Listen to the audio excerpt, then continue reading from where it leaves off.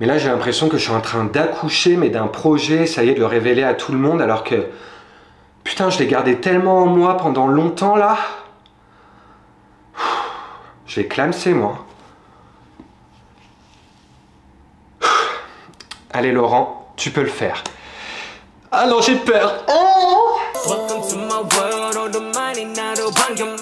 c'est encore plus dur de vous l'annoncer à vous en vidéo que lorsque je l'ai annoncé à mes parents. J'ai l'impression de préparer, de faire mon deuxième coming out, quoi. Un choc. Donc, alors, pour qui je me prends bonjour déjà. Donc, excusez-moi, je me permets. J'espère que vous allez bien.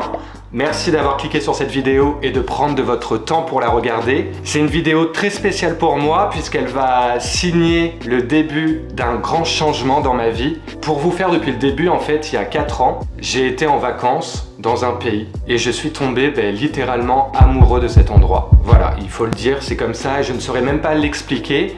C'est comme lorsque tu vas quelque part et tu as l'impression d'être chez toi, de te sentir toi-même, de te sentir libre et surtout épanoui et serein. Et moi qui suis quelqu'un de très anxieux et de très stressé, je sais pas si c'était le côté vacances, mais le fait d'être là-bas, ça m'a libéré de nombreuses angoisses. Et en fait, ça m'a jamais lâché. J'ai toujours pensé à cet endroit au point où je saoulais vraiment tous mes proches et ma famille et je leur ai toujours dit, un jour, je veux tenter l'expérience et partir vivre là-bas pour voir ce que ça donne. Mais ça y est, c'est le grand jour. J'ai décidé de me lancer après 4 ans de doute, de questionnement, où j'ai repoussé de nombreuses fois la question. Là, je me suis dit, Laurent, l'année prochaine, t'as 30 ans. T'es célibataire, t'as rien qui te rattache à Toulouse, à part bien sûr les amis, mais les amis, tu peux être où tu veux. Si c'est des vrais amis, ils resteront. Donc je vous annonce officiellement que j'ai pris la décision de partir vivre seul à l'étranger, dans un nouveau pays, un pays dont je ne parle pas la langue, un pays où je ne connais strictement personne, où j'ai pas d'appartement, où j'ai pas de travail. Tout va être à construire finalement, donc je vais vous emmener avec moi dans tout ce processus. Mais ouais, ça fait peur.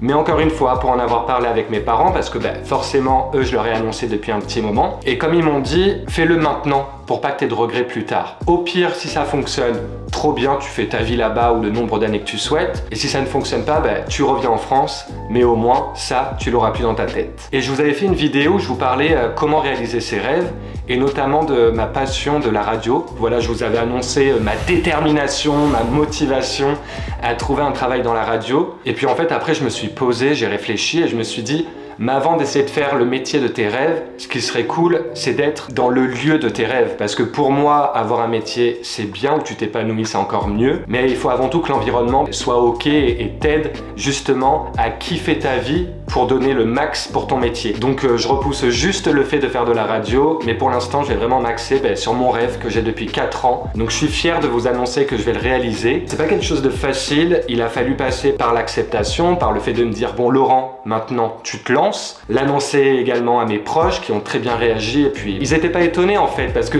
je les saoule depuis tellement d'années que limite eux-mêmes me disaient ouais il faut le faire là maintenant, c'est maintenant ou jamais Laurent, fonce. Et une fois que tout ça a été fait, que j'ai pris conscience, il a fallu commencer les démarches administratives. Et tu coco, moi c'est ma phobie, je déteste ça. Et on va pas se mentir, le fait de faire des démarches administratives, ça joue sur tes émotions, sur ton stress, tes angoisses et c'est vraiment l'ascenseur émotionnel. Et je peux vous le dire que j'ai traversé de l'angoisse, de la joie en un temps record. Je vous laisse regarder. Regardez, c'est un truc de fou. Là, j'ai rendez-vous au consulat, donc dans le pays dans lequel j'aspire à vivre. Et si je vais au consulat, c'est qu'il faut un numéro en tant qu'étranger. Il va me servir tout simplement pour me trouver un logement, pour pouvoir postuler à des offres d'emploi. Il me faut ce numéro. Et c'est un vrai casse-tête pour avoir ce numéro parce qu'ils ne le donnent pas à tout le monde. Ils sont très pointilleux. Il y a tout un côté administratif et pourquoi tu vas dans ce pays qui rentre en jeu. Je stresse ma race, voilà. Une personne peut être décisionnaire de mon rêve. C'est un vrai combat de changer de vie et c'est pas si facile qu'on le pense. Et c'est aussi pour ça que je voulais vous filmer certaines étapes, pas toutes évidemment, parce qu'on peut donner l'impulsion, et je l'ai fait dans certaines de mes vidéos, de dire aux gens foncez, réalisez vos rêves, oui. Et je pense que comme son nom l'indique, ça reste un rêve, un projet. Comme chaque projet, il y a des étapes plus compliquées. Donc je vais y aller, puis croisez les doigts pour moi, et puis je vais couper, je vous retrouve juste après.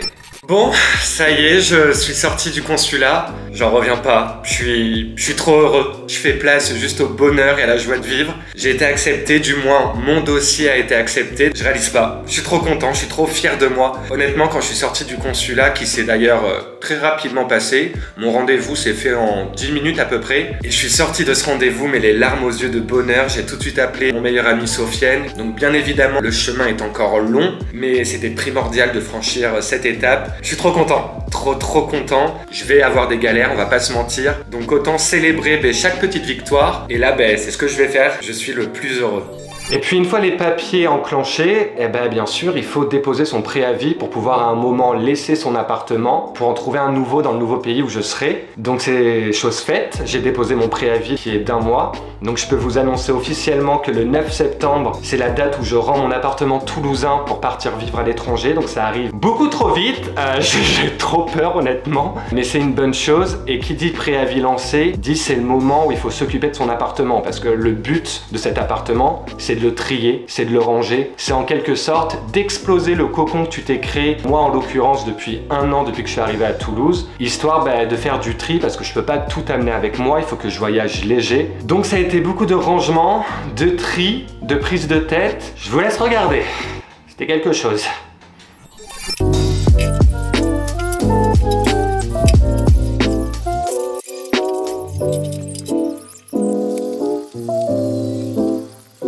Et une fois que tu viens d'exploser ton cocon, en quelque sorte, je suis un peu drama queen en employant le mot exploser, mais c'est un petit peu le cas, il faut le détruire. Oui, on est toujours drama ici, après l'explosion, on est à la destruction, voilà. Il faut le détruire dans le sens où il faut enlever tout ce qui te ressemble, il faut qu'il devienne le plus neutre possible pour que de nouvelles personnes puissent se visualiser dans cet appartement. Donc là, ça a été le moment de repeindre les murs, de vendre petit à petit tous mes meubles. Donc ça fait un petit pincement au cœur de devoir se libérer et de voir surtout tes goûts, tes choix, tes meubles partir chez des inconnus alors que toi tu les as sélectionnés et que ça fait partie de toi. Mais c'est le jeu et moi aussi j'ai pas échappé, je suis passé par là.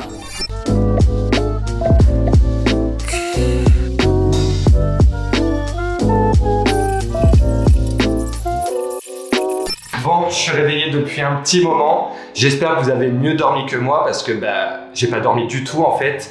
J'ai fait une insomnie. C'est pour vraiment vous témoigner que là j'avais vraiment besoin d'un masque. Je vais vous montrer un petit peu l'étendue de mon appartement, comme ça vous allez peut-être mieux visualiser et comprendre le pourquoi de mon anxiété et cette insomnie. Voici déjà à quoi ressemble la cuisine. Donc comme vous voyez, c'est le chantier. L'entrée, voilà ce que ça donne. Franchement, le maniaque qui est en moi est en PLS. Attention, la chambre, c'est quelque chose. Voilà. Donc j'ai acheté cette grande valise hier à Primark. Le but vraiment, c'est que je garde les vêtements qui me vont et que je suis sûr de mettre, parce que là, je peux pas être dans le surplus. Donc voilà, j'ai même plus de table de chevet, c'est vraiment à la bonne franquette. La salle de bain, donc c'est le dawa, vous l'aurez remarqué. Voilà. Là, on a une personne qui a très peu dormi et qui essaye de masquer sa fatigue et ses cernes avec un masque, même si on est d'accord, je suis pas naïf, ça ne va rien changer. Maintenant, le salon, voilà ce que ça donne. Donc là, je vais essayer de parler pas trop fort parce que je pense que ça résonne. Voilà ce que ça donne, un appartement qui se vide de plus en plus. C'est compliqué émotionnellement, ça se dit émotionnellement. Et la vie, c'est un éternel recommencement. On a tous été dans plusieurs appartements différents et le fait de laisser celui-ci, ça me fait un pincement au cœur. J'en pleure quelquefois, j'en fais des insomnies comme vous avez pu le voir. J'ai du stress, des angoisses, j'ai souvent ma meilleure amie au téléphone avec qui je témoigne un petit peu de tous mes états d'âme. Parce que je suis arrivé il y a 1 an sur Toulouse. J'avais pas de métier, je connaissais pratiquement personne et j'ai dû tout reconstruire. J'ai dû me faire violence, comme vous avez pu le voir dans certaines de mes vidéos, oser sortir seul dans des bars, faire des rencontres, me montrer accessible, sociable, peut-être un petit peu mettre de côté ma timidité. Et maintenant que j'en suis à un stade où j'ai des potes, j'ai eu un métier tout au long de l'année, qui s'est terminé, où je me suis épanoui. Donc ça fait quelque chose, mais je me dis que c'est pas des efforts que j'ai fait pour rien. Non, c'est jamais pour rien dans la vie. Chaque chose arrive pas par hasard, du moins c'est ce que je pense. Donc j'ai savouré pleinement cette année. Honnêtement, je me suis vraiment plu à Toulouse. Ça a été une sorte de renaissance pour moi. Parce qu'en fait, je vous l'ai jamais vraiment dit, mais en fait, si je suis parti de Limoges à la base, c'est que j'étais malheureux là-bas. J'étais malheureux, j'étais épuisé psychologiquement, moralement, physiquement. J'ai traversé des choses, très personnelles et je vais pas m'étaler sur le sujet. mais qui m'ont beaucoup affecté, qui ont affecté également mes proches parce qu'ils me voyaient pas bien. Ça a été également pour ça que j'ai vu un psychologue et à un moment je m'étais dit il faut partir Laurent pour mieux te reconstruire finalement. C'est pas partir pour fuir, c'est partir pour mieux rebondir. Et je fais que des rimes. Baudelaire, waouh!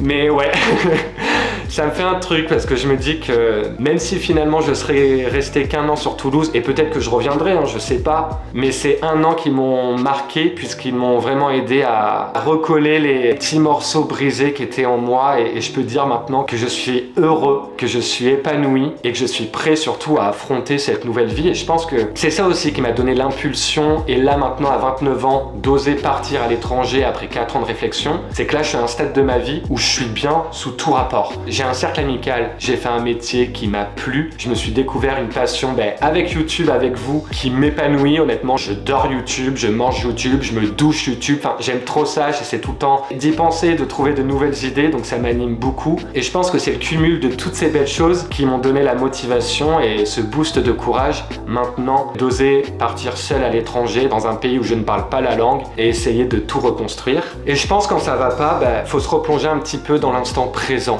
Voilà, t'entourer des gens qui sont là pour toi, qui te donnent de l'amour, de l'attention. Donc ça peut être ta famille, tes amis, finalement qu'importe qui que ce soit, juste t'apporter du love et du soutien quand toi tu peux un petit peu douter de toi-même. Moi en tout cas c'est ce que j'ai fait en voyant de plus en plus mes amis sur Toulouse, mes parents, ma meilleure amie et sa chérie qui vivent au Canada, vraiment de m'entourer de cette positivité pour vraiment m'apporter toutes les bonnes ondes pour me pousser lorsque mon moral peut ralentir un petit peu. Et ce qui fait du bien également c'est de se replonger dans des bons souvenirs et c'est ce qui s'est passé. Lorsque j'ai fait le tri en rangeant mon appartement, je suis retombé sur une magnifique lettre que m'avait écrit ma meilleure amie. Donc je vous laisse regarder, c'est la séquence émotion. C'était une carte qu'elle m'avait écrite parce que j'étais pas bien, parce que je traversais une rupture sentimentale et c'était histoire de me témoigner de leur amitié, de leur amour et comme un boost de soutien à lire et à relire lorsque ça n'allait pas. Et je me suis dit que j'allais la partager avec vous, non pas pour tout vous dévoiler parce que je vais pas vous lire l'intégralité parce que ça reste intime, mais du moins les grandes lignes qui moi m'ont motivé. Elle m'avait écrit « Aime-toi, fais de chez toi un cocon, prends soin de toi, va faire les magasins, redeviens notre Lolo Fashion Week, fais une chose par jour pour toi, concentre-toi sur les gens qui t'aiment et qui prennent soin de toi. Les mauvais jours ne retirent rien au bon, ils arrivent juste. Tu as le pouvoir de te rendre heureux. Et surtout n'oublie pas, tu es solide comme la montagne et la tempête finira par passer. » C'est trop mignon, je suis chanceux d'avoir ces 2 femmes dans ma vie. Et en fait, c'est ça, des fois, la vie passe tellement vite et on s'habitue tellement à la présence de nos amis, etc., qu'on oublie des fois de se poser et juste de se dire regarde tout ce qu'ils ont fait pour nous dans les bons, mais également dans les mauvais moments, parce que pour moi c'est ça les vrais amis, c'est qu'ils sont là à tout instant de ta vie. Et au-delà de se raccrocher aux souvenirs, il faut se raccrocher à l'instant présent, le vivre pleinement, donc voir ses amis, sortir, boire des coups, boire des cocktails, se mettre en terrasse, et pourquoi pas affronter ses phobies en suivant les merveilleuses idées de mon amie Hélène sur Toulouse qui m'a proposé de faire la grande roue alors que ma phobie numéro 1 c'est le vertige. Je vous laisse regarder, ne me jugez pas. J'ai honte, j'ai déjà honte.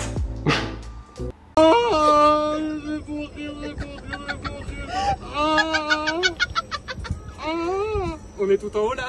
Oh là là, oui, on est tout en haut. Quasiment, oui, là, on est quasiment tout en haut. Je peux pas regarder. Si, allez, après, c'est vrai. Non, je peux pas. Non, c'est vrai qu'il faut. C'est bon, vous êtes foutu de ma gueule, on peut passer à autre chose. Oui, je sais, c'est compliqué. Ouais. Écoutez, on ne choisit pas ses phobies, hein. J'ai plusieurs phobies, notamment le vertige, mais numéro 1. Numéro 2, les lévriers, je ne sais pas pourquoi. Et numéro 3, les chats sans poils. Voilà, on ne choisit pas ses phobies, c'est comme ça. Si vous voulez faire des réclamations, adressez-vous à mes parents qui m'ont conçu. Moi, j'y peux rien, hein. Écoutez, c'est de leur faute, hein, pas de la mienne. Voilà cette vidéo que je voulais vous faire. Je suis content de me dire que vous allez traverser cette période avec moi, ce changement de vie. Là, je vous en parle en ayant le sourire, en étant dynamique, mais ça va faire 2 moi que je garde le secret, que je fais ça de mon côté, que j'accumule les rendez-vous, la paperasse, le rangement, bref, tout ce qu'il faut faire pour déménager. Mais au fond de moi, malgré l'anxiété, malgré tout ça, je suis fier de moi. Parce que je suis en train d'entreprendre, d'oser, et je suis toujours parti du principe que si on n'ose pas, il se passera rien. Ça arrive à grands pas. Je pense que la prochaine vidéo que vous verrez, ce sera mon départ, ou alors je serai sûrement déjà là-bas. Ouais, c'est quelque chose, voilà. N'hésitez pas à vous abonner à cette chaîne YouTube, à me montrer votre soutien et à commenter cette vidéo. Notamment si vous aussi, vous avez déjà franchi le cap de partir seul à l'étranger. Et puis je vais vous souhaiter une très belle soirée, matinée, après-midi, repas. Tout dépend quand tu regardes cette vidéo. Et surtout n'oubliez pas, soyons pétillants à la vie, aux autres, mais surtout envers nous-mêmes. Mouah! Bon, pour les plus courageux et courageuses qui sont restés jusqu'à la fin de cette vidéo, déjà, merci beaucoup, ça me touche énormément. Et du coup, je vais vous délivrer un petit secret et vous révéler l'endroit où je déménage et où je tente cette nouvelle expérience. Je pars vivre à Barcelone. Bisous! Mouah.